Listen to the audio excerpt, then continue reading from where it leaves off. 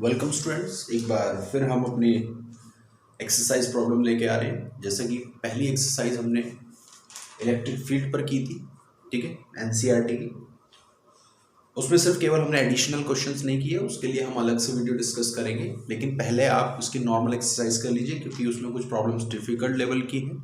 तो जब तक आप इन बेसिक प्रॉब्लम्स को नहीं सीखेंगे, ढंग से अच्छी तरीके से प्रैक्टिस नहीं करेंगे, तब तक हम उन एडिशनल क्वेश्चंस को कराने का कोई बेनिफिट नहीं है। तो इसलिए सबसे पहले आप जनरल एक्सरसाइज पर एक तरीके से ग्रिप कर लीजिए। तो हम स्टार्ट कर रहे हैं यहाँ पर नेक्स्ट एक्सरसाइज एनसीईआरटी की एक्सरसाइज 2, और जो रिलेटेड है इलेक्ट्रिक पोटेंशियल एंड कैपेसिटेंस से।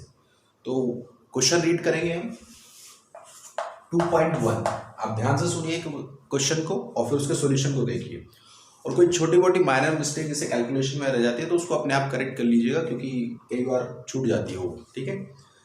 तो पहली है 2 चार्जेस 5 × 10⁻⁸ एंड -3 × 10⁻⁸ कूलम। दो चार्जेस हैं 5 × 10⁻⁸ कूलम, सेकेंड है -3 × 10⁻⁸ coulomb, are located 16 centimetre apart. तो 16 सेंटीमीटर एक दूसरे से सेपरेशन पर है। At what point on the line joining the two charges the electric potential zero. आपको बताना है कि इसके बीच में कोई पॉइंट आपको आइडेंटिफाई करना है जहां पर नेट पोटेंशियल जीरो। तो ऐसे क्वेश्चनों में हम मान लेते हैं लेट यहाँ पर पोटेंशियल जीरो है, तो ये एक्स डिस्टेंस पर है और ये 16 - x, क्लियर। तो नेट पोटेंशियल अगर इस पॉइंट पे देखेंगे तो एक पोटेंशियल इसकी वजह से होगा V1 और सेकंड होगा इसकी वजह से V2, क्लियर। तो नेट पोटेंशियल क्या है? जीरो। तो net potential V = V1 + V2, clear. तो V1 का पोटेंशियल क्या है? K Q 5 × 10⁻⁸ upon R, R distance x, clear, minus K, क्योंकि ये माइनस चार्ज है तो माइनस चार्ज है तो उसका साइन मैंने माइनस पहले ही ले लिया। K × 3 × 10⁻⁸ अपॉन 16 - x, और ये नेट पोटेंशियल क्या है? V आपका जीरो, तो यानी K 5 × 10⁻⁸ upon x minus K 3 × 10⁻⁸ 16 - x is equal to 0। K 5 × 10⁻⁸ x K 3 × 10⁻⁸ upon 16 - x। Simplify, जो भी कैंसिल आउट होता हो कैंसिल आउट कर दीजिए, ठीक है। 5/x = 3/16 - x, क्रॉस मल्टीप्लाई कर दिया, तो that is 5 × 16 - x 3 × x, clear. इसको आप मल्टीप्लाई करेंगे कितना होगा? 80, clear. -5x = 3x, 80 = 8x, clear.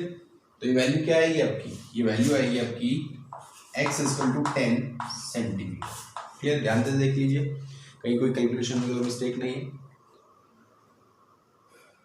ठीक है। तो इस तरीके से हमें ये 10 सेंटीमीटर होगा। दूसरी तरफ से भी आ सकता है पॉइंट, 16 - 10 = कितना होगा? 6 सेंटीमीटर। उस तरफ से 6 सेंटीमीटर पाएगा, क्लियर हो गई बात। चलिए, तो ये आपके पास पोजीशन आ गई जहां पर पोटेंशियल क्या होगा? जीरो होगा। चलिए नेक्स्ट प्रॉब्लम पे आते हैं, स्क्रीनशॉट ले सकते हैं आप।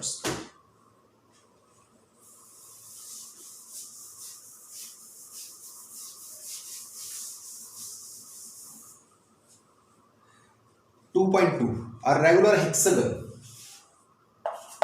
एक रेगुलर हेक्सागन है, साइड 10 सेंटीमीटर है, 10 सेंटीमीटर साइड है, ठीक है, all side 10 centimetre, has charge 5 microcoulomb, 5 microcoulomb at each of its vertices, calculate the potential at the centre of the hexagon. यानी कि हर वर्टिसेस पे 5 माइक्रोकूलम का चार्ज रखता है, क्लियर। उसके सेंटर पर आपको पोटेंशियल बताना है। देखिए स्केलर क्वांटिटी है पोटेंशियल, तो इसमें बहुत आसान है, एक की वजह से निकाल लीजिए। जैसे फॉर एग्जांपल ये डिस्टेंस, ये सभी इक्वल होंगी, और सभी जानते हैं हेक्सागन में ये एक इक्विलेटरल ट्रायंगल बनाता है, ये एक इक्विलेटरल ट्रायंगल है,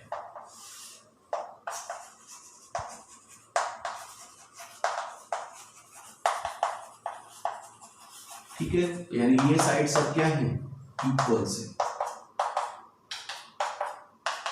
कोई कंफ्यूजन नहीं, clear.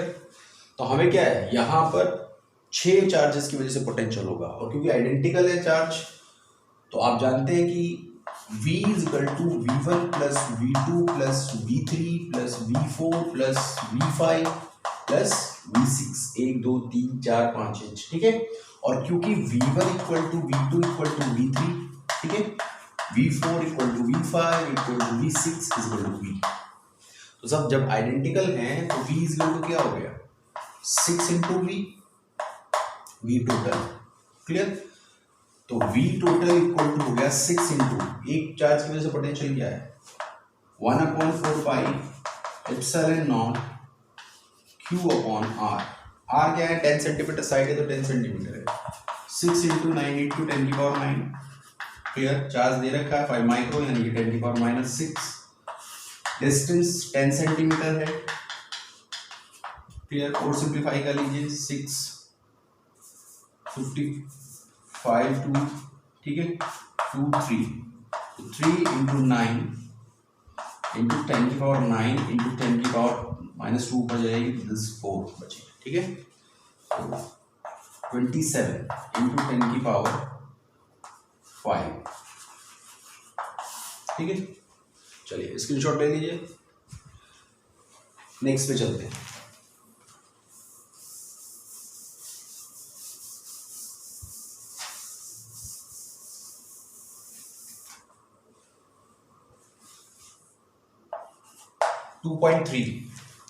Two charges, 2 microcoulomb and -2 microcoulomb।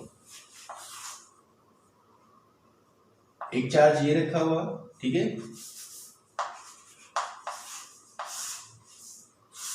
और दूसरा चार्ज, सॉरी, एक चार्ज ये है और एक चार्ज ये है, that is 2 microcoulomb, -2 microcoulomb are place at the point A and B 6 centimetre apart.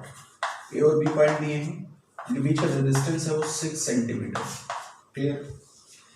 Question क्या पूछा है आपसे, first identify N equipotential surface of the system.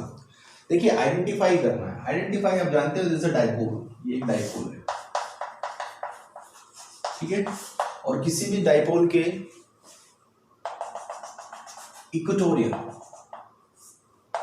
Equatorial line पर कहीं भी आप कोई पॉइंट पर देखें तो पोटेंशियल क्या होगा, 0 होगा। इसी के रिस्पेक्टिवली अगर कोई प्लेन स्केच करें,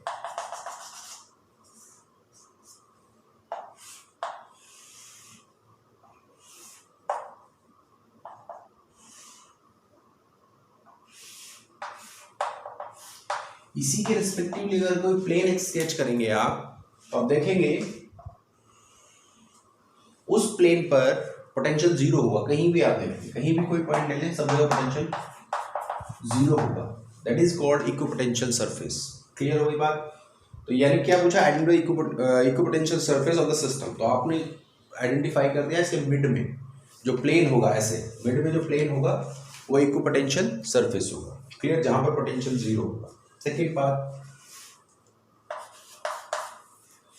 What is the direction of the electric field at the every point on the surface? आप जानते हैं, देखिए इक्विपोटेंशियल सरफेस पे हमेशा इलेक्ट्रिक फील्ड की डायरेक्शन क्या होती है, परपेंडिकुलर टू द सरफेस होती है। Electric field always perpendicular to the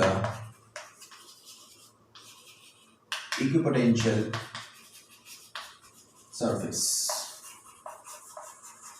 clear. तो इस पे सब जगह जो लाइन होगी वो क्या होंगी, परपेंडिकुलर होंगी, क्लियर। चलिए समझ में आ गई बात, नेक्स्ट एप्लीकेशन, नेक्स्ट क्वेश्चन पे चलते हैं।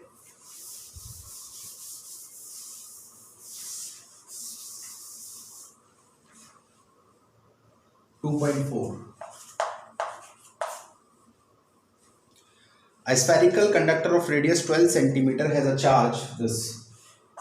एक स्फेरिकल कंडक्टर है और उसके ऊपर चार्ज डिस्ट्रीब्यूटेड है, चार्ज डिस्ट्रीब्यूटेड है वो इस तरीके से हमने मान लिया कि चार्ज उसके पूरे सरफेस पे, और इसकी जो वैल्यू है वो 1.6 इंटू 10 की पावर -7 कूलम। और जो रेडियस है वो है 12 centimetre. Clear? Distributed uniformly on its surface, what is the electric field inside the sphere? तो सबसे पहले आपको क्या निकालना है? इलेक्ट्रिक फील्ड बतानी है इनसाइड द स्फीयर। तो सबसे पहला पार्ट है फर्स्ट पार्ट। ठीक है, तो कंडक्टर की एप्लीकेशन हम कर चुके हैं कि उसके इनसाइड क्या होगा, इनसाइड इलेक्ट्रिक फील्ड जीरो होगा। क्लियर? तो इनसाइड इलेक्ट्रिक फील्ड क्या होगा, जीरो। क्यों होगा? गॉस एप्लीकेशन क्या कहती है कि गॉसियन सरफेस मान लें इसको, इनसाइड क्या होगा, अगर आप देखें तो Gaussian surface E del S Q upon epsilon nought, तो ये इलेक्ट्रिक फील्ड को रिप्रेजेंट कर रहा है। यहां से ई 4 पाई आर स्क्वायर आता है, बट क्योंकि इनक्लोज चार्ज जीरो है तो इलेक्ट्रिक फील्ड क्या आता है, जीरो। क्लियर हुई बात? चलिए, जस्ट आउटसाइड। अब जस्ट आउटसाइड का मतलब इसके सरफेस पे मान लीजिए, या सरफेस के बहुत नजदीक मान लीजिए। तो हम कर चुके हैं सरफेस के नजदीक या सरफेस के आसपास, क्योंकि जब सरफेस के बहुत नजदीक होगा तो R equal to R D होगा। ठीक है, उस केस में E equal to 1/4 pi epsilon nought Q upon R square. R क्योंकि R होगा तो ये रिप्लेस हो जाएगा 4 pi epsilon nought R square से। क्लियर? वैल्यूज पुट करिए, क्योंकि वैल्यू 1.6 इंटू 10 की पावर -7। ठीक है, और ये वैल्यू 4 पाई की वैल्यू 9 इंटू 10 की power 9 divide by R square, तो 12 इंटू 10 की पावर -2 का होल स्क्वायर। ठीक है, 12 सेंटीमीटर तो मीटर में कन्वर्ट कर दिया, तो 1.6 इंटू 9 इंटू 10 की पावर, सिंप्लीफाई कर लीजिए, इट्स 2 बचेगी यहाँ पे पावर 144 इंटू 10 की पावर -4, सिंप्लीफाई कर लीजिए, तो ये हो गया 16 इंटू 9 इंटू 10 की पावर, एक पावर और कैंसिल आउट हो जाएगी, दैट इज, अगर आप ध्यान से देखेंगे तो ये हो जाएगा 1। क्लियर? और ये वैल्यू 10 की पावर 4 ऊपर चला जाएगा 144। ठीक है,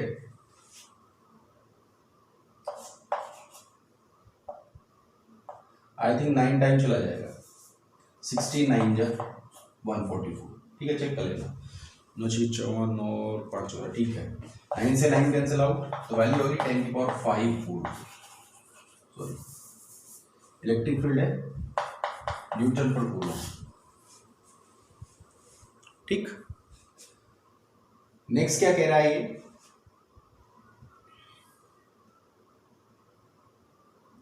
नेक्स्ट वैल्यू क्या, नेक्स्ट में क्या कह रहा है कि eight the point 18 centimetre from the centre of the sphere. 18 centimetre, आपकी बात जो वैल्यू है ये आपने यहाँ कोई 18 सेंटीमीटर मान लिया आपने, तो यही इनक्लोज होगा। लेकिन हमें क्या ध्यान रखना है, क्योंकि चार्ज तो वही है, तो सी पार्ट में तो E is equal to 1/k की वैल्यू हमने k Q R square, k की वैल्यू 9 इंटू 10 की power 9, Q as it is 1.6 into 10 की पावर -7। बस इस बार क्या किया हमने, 18 कर दिया। ठीक है, सिंप्लीफाई कर लीजिए, 9 इंटू 1.6 इंटू 10 की पावर 2, 18 इंटू 10 की पावर -4। ठीक है, 16 इंटू 10 की पावर 1 इंटू 10 की पावर 5, सॉरी प्लस 4, 2 इंटू 18। ठीक है, और डिवाइड और सिंप्लीफाई कर लीजिए इसको, 8 इंटू 10 की पावर 5 18।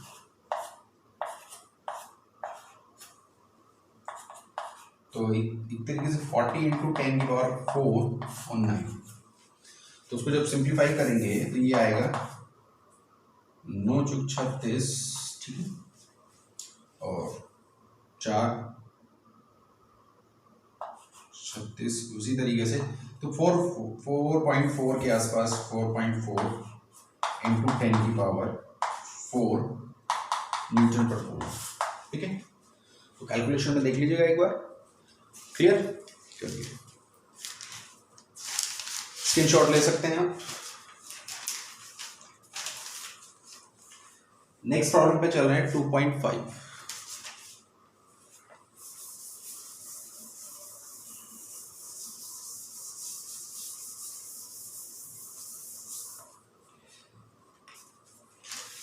तो 2.5 क्या कहती है, जल्दी से कंप्लीट करते हैं।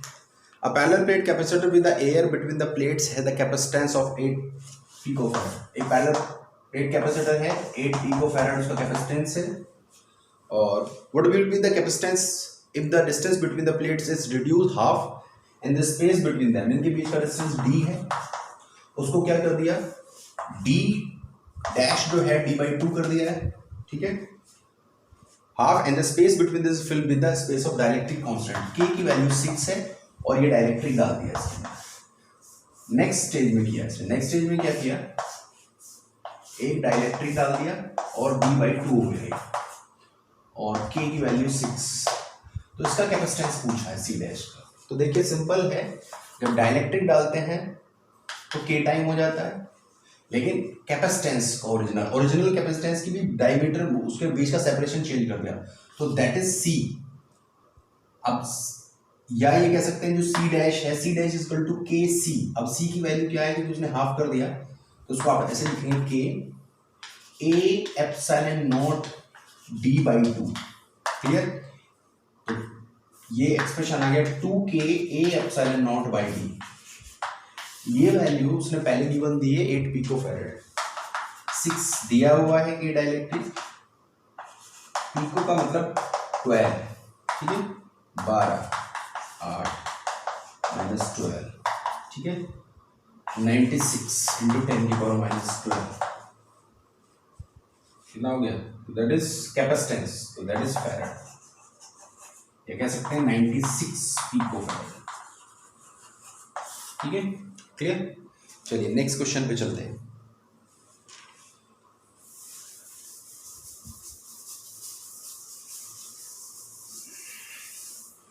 टू 2.6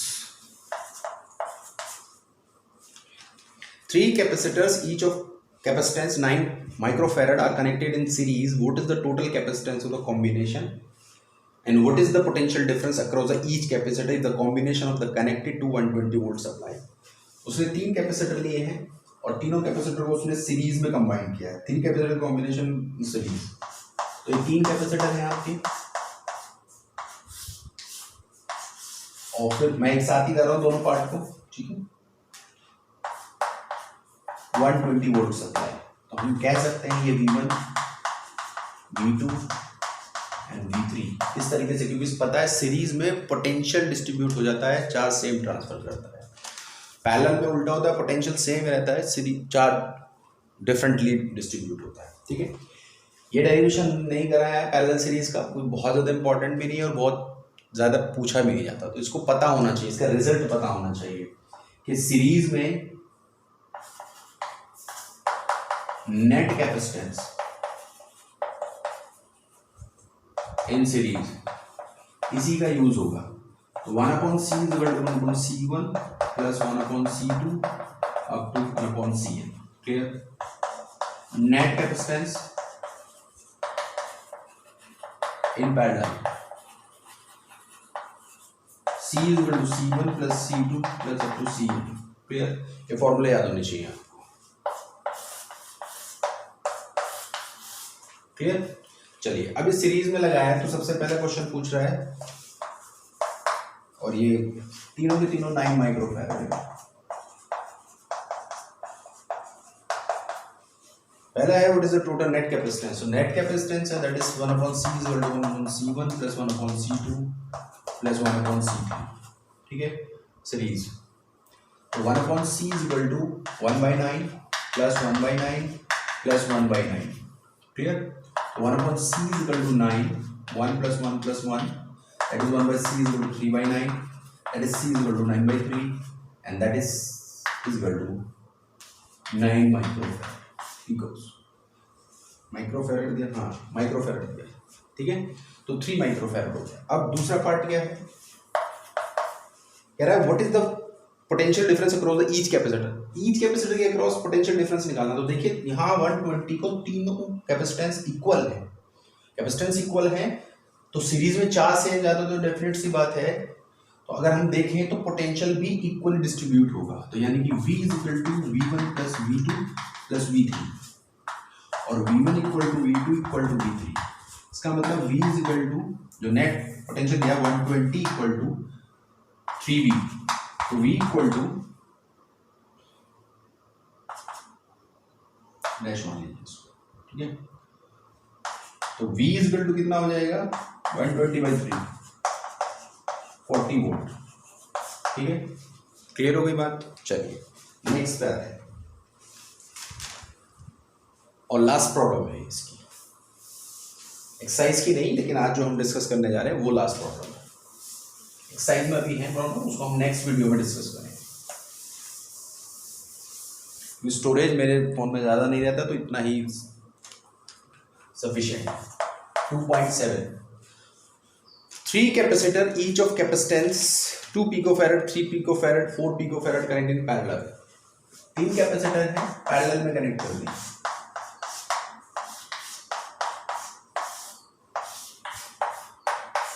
ठीक है, और 100 वोल्ट के साथ।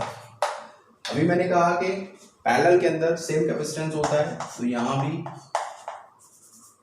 इसमें भी 100 होगा, इस पे भी 100 होगा एंड देन इस पे भी 100 होगा। अलग अलग कैपेसिटेंस है 2 3 4, 2 पिकोफैरड 3 पिकोफैरड एंड 4 पिकोफैरड, ठीक है। पहला पार्ट है टोटल कैपेसिटेंस कॉम्बिनेशन, तो डेफिनेट सी बात है C is equal to C1 plus C2 plus C3 parallel में, अभी फॉर्मूला लिखा है, ठीक है। तो that is 2 plus 3 plus 4 picofarad, कितना हो 5 4 9 पिकोफैरड, क्लियर। सेकंड पार्ट कह रहा है determine the charge of each capacitor combination connected 100 volt supply. सब पे चार्ज निकालना है, तो देखिए वोल्टेज सब पे सेम है, चार्ज डिफरेंट है, तो Q1 is equal to C1V, Q2 is equal to C2V, Q3 is equal to C3V। अब देखिए यहाँ पर C1 2 इंटू 10 की पावर माइनस 12, ठीक है। V कितना है 100, कितना हुआ 2 इंटू 10 की power minus 10 coulomb. Similarly C2 कितना है 3 10 की पावर माइनस 12 इंटू 10 की पावर माइनस 10 की पावर 100, यानी 3 इंटू 10 की पावर माइनस 10। C3 का 4 इंटू 10 की पावर माइनस 12 इंटू 100 इन 4 इंटू 10 की पावर माइनस 10। क्लियर हुई बात।